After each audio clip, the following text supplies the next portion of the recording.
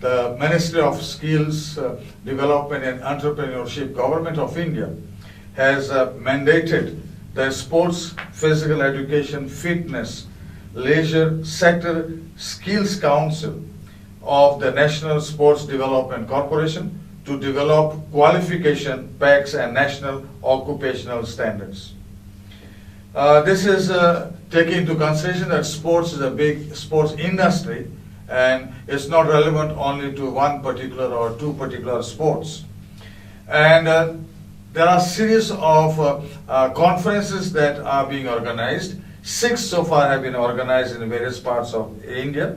And these conferences, the theme is Sports for Employment. In Goa, we have had the 7th National Conference, and that was held on 6th of April. It was attended by 63 delegates from various association clubs and event managers. And they were ably conducted by none other than Rekha Dey. And Rekha Dey is the India Director for the Sports Education Development Australia, in short SEDA. We have the pleasure of having Rekha with us. Welcome, Rekha. It's nice to have you with us today. You conducted the 7th National Conference at Don Boso Panjim. And what was your feedback, your experience? Right. So this conference was held, we have been doing a series of conferences, as you mentioned, in different parts of the country under the aegis of the Sector Skill Council for Sports. Tanjun Associate LLP is the project consultant to the Skills Council. I am also the business head of Tanjun Associate, and we have been connecting with stakeholders in sports in different parts of the country, and involving them in the process of development of the national occupational standards for different job roles that have been identified to be relevant for sports. Today's conference was I would say, a very successful event, especially with the kind of efforts which Don Bosco College made to connect with local people here and getting the right audience. It was truly a pleasure to see the kind of enthusiasm which exists within the sporting fraternity in Goa. Now, you talk about sports industry. You have enlarged the whole outlook of sports. What does it entail when you talk of sports industry per se? So, sports industry contains primarily competitive sports and non-competitive sports. The Skill India mission is trying to address and involve as many people who can find livelihoods, who can find jobs, employment in the sports sector. And seeing the present condition, the non-competitive sports actually offer a range of employment options, and within competitive sports that there are a range of support staff personnel who are required for servicing athletes who then go and compete in the national and international levels. So it's not limited only to the athletes per se? Not at all, not at all. And how does this perception work in terms of employment? So if I have to give an example, in terms of competitive sports, to produce one athlete who can compete at the international level, you need a range of support staff, right from sports therapists to psychologists. You need masseurs, you need event managers, you need turf maintenance workers, you need fitness trainers. And when the whole ecosystem is functional, only then that athlete is empowered to go and play a successful sport at the international level and win the medal for the country. Was this the one thing that was really missing in our sports empowerment? Yes. So in terms of the competitive sports, as I mentioned, while you have these so many people who are working as support staff, the other empowerment which is happening is actually over the last 1 decade. We have seen a tremendous growth in the non-competitive sports. right from adventure sports to sports like swimming, life-saving skills. These are going across the country, and we have a lot of training providers who are providing good quality training in these particular kind of sports.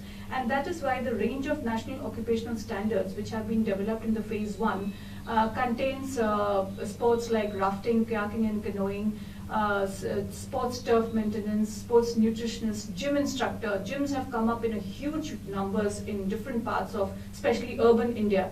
And that's also because there's not enough space in metropolitan cities and the A-level cities for people to go and work out. So people subscribe to gyms, and each gym is generally an employer of 8 to 10 trainers and sports nutrition expert and yoga and Zumba aerobics. So it really is a large place where maybe 10 to 15 people average in a gym gets employment. So you are talking about sports, adventure sports, you are talking about tourism related sports. So anything and everything that has some aspect related to sports, recreation. Yes. Are you trying to have a sort of a licensing criteria for setting up this? So the Sector Skill Council for Sports, which is the SPEFL-SC, stands for Sports, Physical Education, Fitness and Leisure Skills Council. They have set up a system which is under the NSDC, the National Skills Development Corporation, where if I am a training institution, I can register myself as a training partner with NSDC and the SPEFL-SC, and thereby take the courses which I can deliver to students and do the training and simultaneously find employment. You talked about training. Now, who will impart the training? What will be the curriculum and syllabus to be followed? So the National Occupational Standard defines the outcome of what a particular employee should be ready with skills training before he is employed with a particular organization. So in other words, it's also a sort of a curriculum outline, because you know that these are the results which you have to achieve after the training is complete. And the training can range from 250 hours to 300 hours to more than that, depending upon the level of qualification you are delivering and the nature of the sport and the qualification. So, so when you are training students, you can design the curriculum based on this outline and get your curriculum affiliated with the Sector Skill Council. The Sector Skill Council eventually will also help you in the curriculum development process. That's the next phase probably when the Skills Council will take this up. And it will be very easy for training partners to have access to curriculums, build compliance of their existing training content with the National Occupational Standard, and thereby deliver training. So in other words, you are giving some qualifications for the recruitment process. Yes, for the recruitment process, so that when the person is ready for recruitment, he is actually having the requisite skills to perform that job, and the employer does not struggle in retraining the person. Right now, there is a lot of on-the-job training happening, and there is a lot of dissatisfaction in terms of the employer not getting the right skilled people to perform jobs. So this whole exercise is actually to prepare people to be ready with the right skills, so that when they're employed, they are ready to perform and help the employer. And how do you know that there's a potential for employment? Look, we have been, there are about 4 studies which Tanjan Associate has done over the last 4 years in collaboration with FICCI. And we have tried to make an estimation of the kind of numbers which is required for the sports sector in terms of skilling. Again, we're not talking about the medals space. Now, when we talk about numbers, it may be difficult to give a correct figure, but there is immense potential also because there are many youths who want to pick up sports as a career option, but since the career pathway has not been developed well for people to understand that, okay, when I finish my class 10th or 12th, and if I want to pursue a career in sports, what are the options available in front of me? Right now, there are only BPEd, MPEd, those kind of courses which are being delivered by LNCPE, LNUP, Gwalior, and various other university level colleges and universities who are delivering these courses. But skills training with direct affiliation with NSDC is something new which has been formed. Also because the Sector Skill Council itself was formed towards end of 2015. So we are barely 1.5 years old in terms of our existence in the sports ecosystem. So from here, will you take care of the dropouts, for example, at the school, higher secondary level, those who cannot get into the degree or diploma in the colleges? In fact, the entire mission of Skill India is actually to get that workforce back into organized, skilled manpower who have dropped out of the system from the organized educational system. If you see the statistics, while our enrollment rates in schools is very high, by the time you reach to class 7 or 8, the retention is low, and there's a huge dropout ratio which still continues to exist in our country. And that is why it is important that we address to those people who have not completed their formal education. So even if you have not completed your formal education, the skilling system provides you to come back to formal education. Yeah, in other words, you are trying to make them employable. Employable on a certificate, get into dignified jobs of whatever skill sets you are carrying. So it's like, traditionally we have been told by parents that I think you should do engineering, I think you should do medical and become a doctor. But it could be possible that I'm not interested in those streams and my passion, my interest lies somewhere else. So today I have a range of options across 40 sector skill councils and different kinds of job roles which are existing. Maybe it could be more than 1,500 to 2,000 numbers which we can check out with NSDC.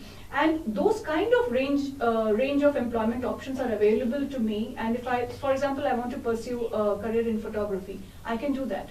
So I can pick up my relevant job role, undertake the training, get certified from an accredited training institution, and seek employment. Because nowadays people feel that unless you are technically qualified, you don't have chances for being employable. And the courses that we are now seeing in the colleges, especially arts and science, general courses, you may have a degree, but then you don't have the necessary skill. Yes. Therefore, you are unemployable.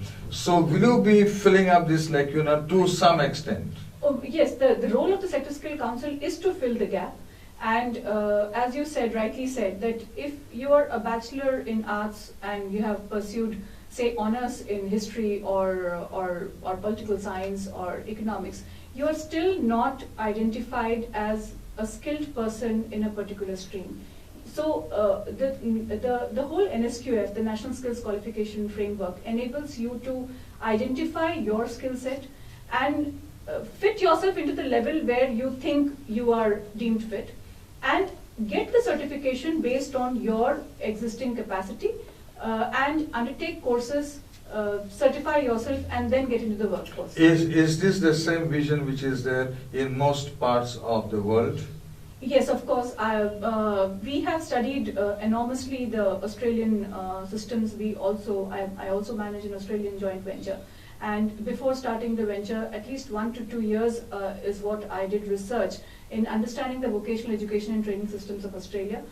We have also studied the UK system and the Canadian system before developing the national occupational standards for different job roles in the sports sector. So this exists in most of the developed countries, and we are glad that our country is heading towards the same, because it's very important to identify skill sets more than the academic qualification. Academic qualification has its value, but I think we need to broad base it. So you have already organized 6 conferences, and this was the 7th. What is your general feedback from the participants? If I have to summarize our experience over 7 conferences, first thing is I would throw a light upon indigenous sports. Every place has come up with local sports which are very popular, and there have been requests to acknowledge local sports and indigenous sports and give it as much value as we give to football and cricket. because it's after all, when a child is playing at say age 4, he or she does not know that Olympics exists in terms of career and developing your athletic skills. But you are introduced to a particular sport which could be just anything. So, for example, I am born and brought up in Ranchi, and I used to play a lot of Kho-Kho, which is an indigenous sport, and it is very popular amongst girls. It's a very female-centric sport, and it's very exciting. So, even now, when Kho-Kho comes on the television, I stop all channels and just watch that because I have a connect with my childhood. So indigenous sports is something which everywhere people are requesting us to bring it into the system so that there is some way of acknowledgement of indigenous sports. Secondly, we have this misunderstanding that sports is a very small and probably does not exist too much in India, but I think our experience is just the reverse. We have got fantastic participation across the 7 cities where we have gone. And there are small and medium enterprises existing outside of the formal Indian Olympics Association and the nationalized sports federations. We have a huge number of players who are either companies or NGOs or individuals or academies who are running in different parts of the country, and they are doing reasonably well. So how to integrate them into a system wherein they start affiliating themselves with the Sector Skill Council, start delivering formal training, give certification to students, and help them in gainful employment. Now when you talk of certification, who will issue the So the certification will be issued post registering of the organization with NSDC and Sector Skill Council, and the certifying authority is again the Sector Skill Council. And who can get the affiliation with So it can be any institution who is either already into sports or wants to start something new in sports, depending upon the job roles which are there with the Sector Skill Council. And I believe you have identified already some job roles. Yeah, so in the first phase, could you specify some?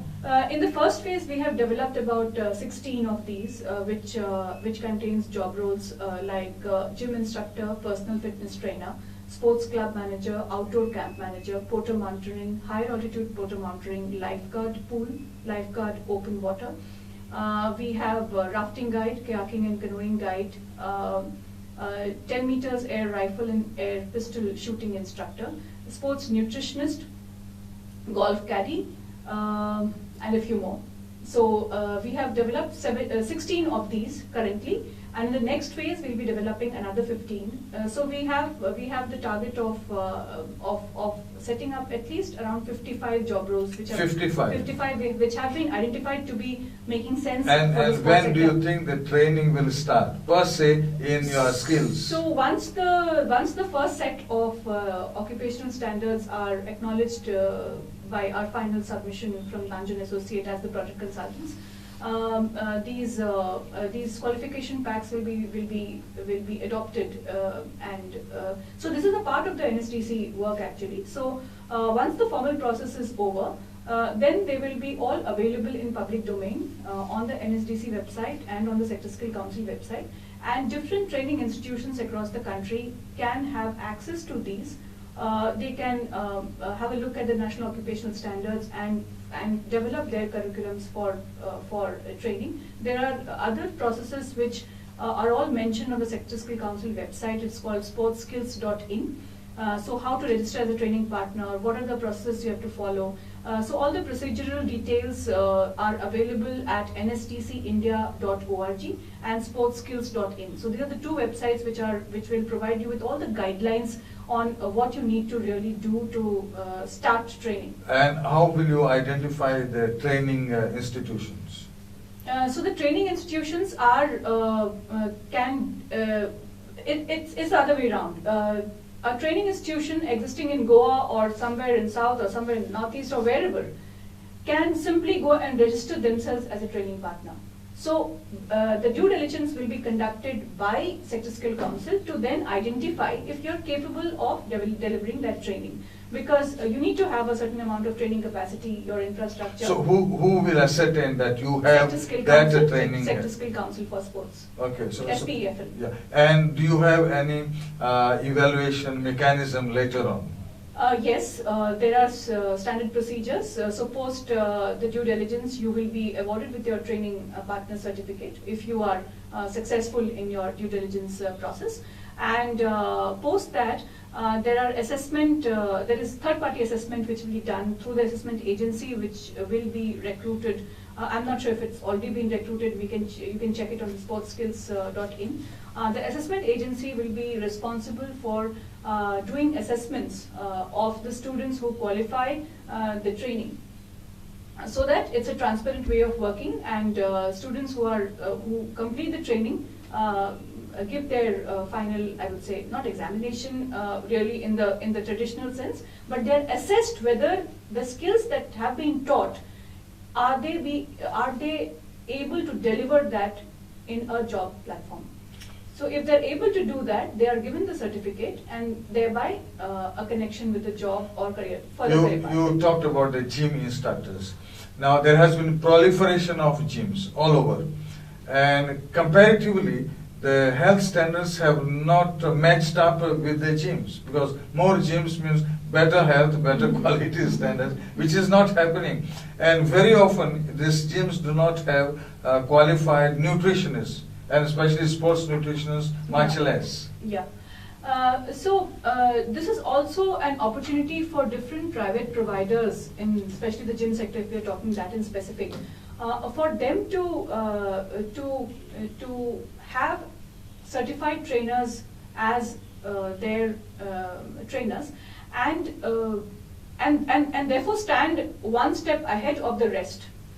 So if I'm a gym operating in any city, and if I say that all my trainers are Sector Skill Council certified, NSDC certified, then certainly my subscribers will see a better value in coming to my gym and not going to the other. So it's also a customer satisfaction that the trainer who is training me is a qualified trainer and he has gone through a standard education and training system. So what you are trying to do is raise the standards, yes. raise the bar, yes. and give a quality product. Yes. Because in Goa, I know several yoga so-called institutes, especially on the beach belt. And there was one case I was told by one of the participants, that one fruit vendor or somebody who came to Goa and became a yoga instructor, and there were problems especially with the females who would go to the institute. Will such malpractices will be tackled? Yes, because as the awareness grows, then tomorrow as a customer, I'll also look at the qualification of the trainer.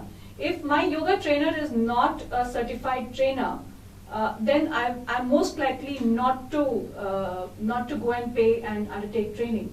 So as the number of training institutions and trained people, certified trained people, are there available in the workforce, then this whole malpractice will automatically go down because the demand will fall. You don't. I mean, it's very difficult to be on the vigilante side and identify the malpractices and put a full stop to that. But automatically, if the demand goes down, then they can't survive.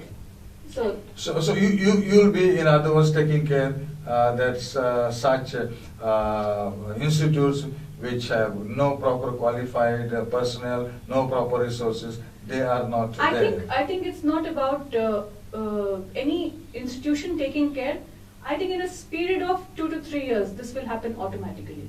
Because the more number of certified trainers are available for training, people will automatically move out. And before I enter a school, for example, if I have to train my daughter in say dancing, and I'm going to a provider, I'll first ask that, are your trainers certified by any agency? Are they NSDC certified people who can deliver the training? Who has authorized them to give the training?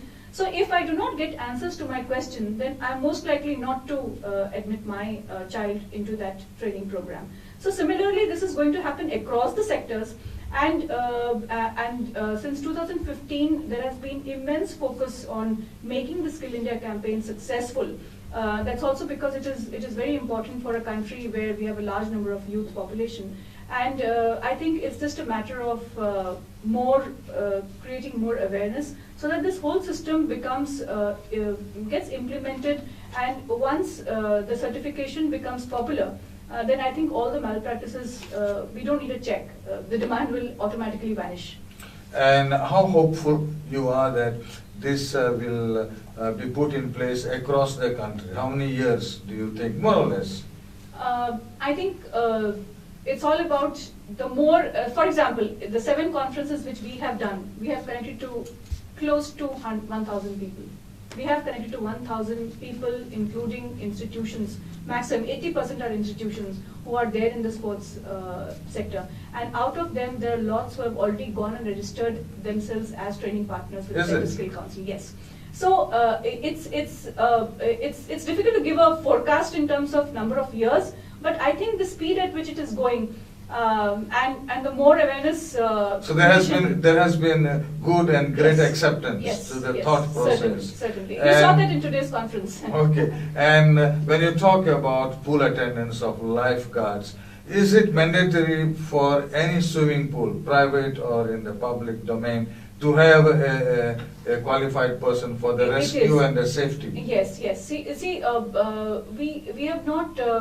I mean, the enforcement agencies in terms of pool lifeguarding is something which the state, it is under the state. However, any swimming pool, it's mandatory to have a lifeguard in the pool, so that in the event of any mishap, there is a person who is trained enough to rescue people, and especially in case of children, when we talk about water sports. The maximum number of injuries and deaths and drowning happen with children. That's the statistics globally also and in India also. And we did a research when I was working for the Australian High Commission 3 years ago. And this was on the drowning deaths and injuries across our coastal areas, as well as inland water bodies and swimming pools. And the numbers are substantially high. So the only way which can be very fruitful is to employ, when you're having a swimming pool, just employ a lifeguard also. Whether it is a school or a residential welfare association within a residential complex you have a pool, it should be made mandatory that the lifeguard has to be there around 24/7. So there is a new thought process. You have already now gone ahead and you see a very bright future for the skill development in sports and for employment. Yes, certainly. In fact, it's a very welcoming time that sports has been identified as an industry, and it looks up to big numbers of employment. It is just about harnessing I would say, fragmented and disorganized structure of the sector. But I think the potential is absolutely enormous. I work in different capacities with Australian with Australian agencies and organizations there, and we all know Australia is all about beaches. Yes. And the kind of business, the kind of economic generation that happens across on the beaches, with almost zero injuries and any mishap on the beach. I think it is a big contributor in the tertiary sector, as well as it is a huge contributor. I mean, you go to the over weekends to any beach, and there is huge amount of activity happening. Secondly, there is a huge support, I would say, related businesses which take place. For example, if there is a surfing event happening in the ocean, you have the food, as in the beverage and the food stalls which are being made. So it's almost like in Indian terms, it's a mela. So one event, and you have so many things on the beach. So it's a catalytic factor. So one event over there, and you are actually attracting at least some 10 or 15 kinds of trades who find an opportunity as a market during that particular phase. So sports is important, not just in terms of creating employment and business, but it catalyzes various other segments Secondly, it reduces the health bill of a country, which I have been advocating at a personal level at various places, that if we invest 1 rupee in sports, you actually reduce the health bill by 10 rupees. So this has to receive more amount of interest and serious interest from variety of related institutions, so that we don't trivialize the importance of sports in our country. Rekha, I think you have been doing a wonderful job, and Thank if you. this is the vision, we have an absolutely sure good mission for all of us. And I'm sure that with this type of thought process, even our sports performance per se will also rise. Yes, Thank you very much for being with the Don Bosco TV. Thank you. Thank you.